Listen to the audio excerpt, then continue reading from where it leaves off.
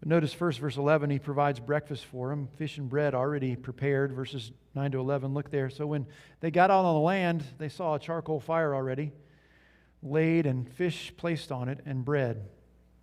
And Jesus said to them, "Bring some of the fish which you have now caught."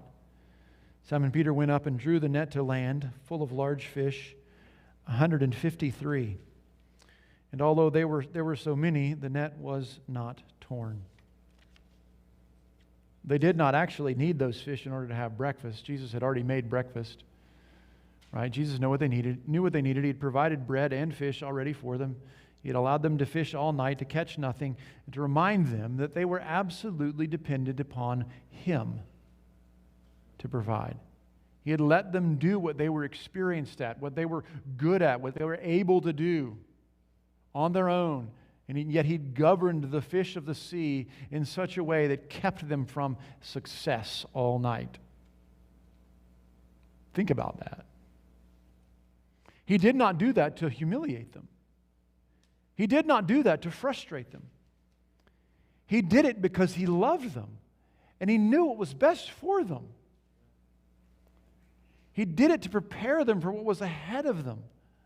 What would they need? What they would need in the ministry of fishing for men was faith that Jesus had to provide, that Jesus would give exactly what they needed when they needed it. They needed confidence in Jesus' care for them as they simply went out to obey Him.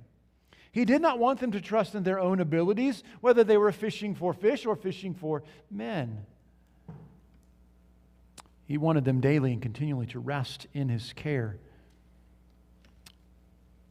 And isn't that the wise and loving shepherding of our own souls that God brings day by day?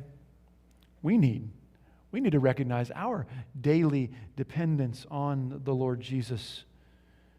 To depend on Him for grace, to know He's the one who welcomes us. He's the one who accepts us. He's the one who empowers us to serve Him all by His grace. He's the one that gives us life and breath in all things. He's the one that gives us the opportunities, the relationships, the energy, the brain, the abilities, all of that He gives to us. He gives us the truth that we understand and the opportunity to share the truth.